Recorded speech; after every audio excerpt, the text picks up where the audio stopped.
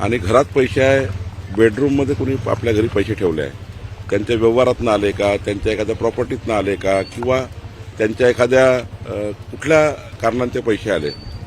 शेवटी निवडणुकीचे पैसे जे असतात ते कधी वाटताना कोणी पकडलं तर त्या ठिकाणी मग निवडणूक आयोग वगैरे लक्ष येतं. पण यावेळी आमचं म्हणणं स्पष्ट आहे, जे असेल ते नियमाने तो तपास झाला पाहिजे.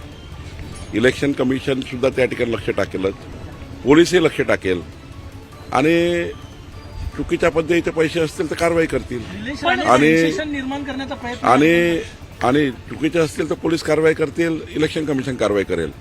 पण ज्यांच्या घरात पैसे आहे त्यांनी पैसे का आणले, कुठनं आणले, कुठल्या व्यवहारातनं आणले, हे सर्व त्या ठिकाणी मला वाटतं पोलीस तपासतील. आणि त्यामुळं आज एकदम असं म्हणणं योग्य नाही की भाजपच्या कार्यकर्त्या घरात पैसे सापडले.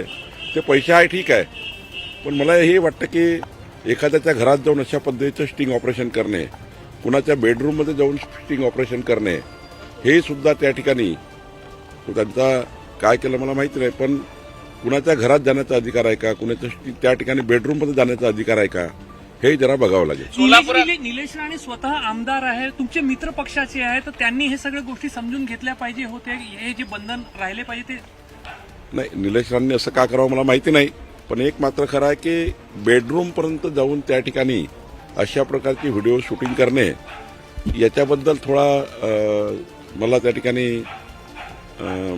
थोडं नियमाच्या बाहेर वाटतं आहे.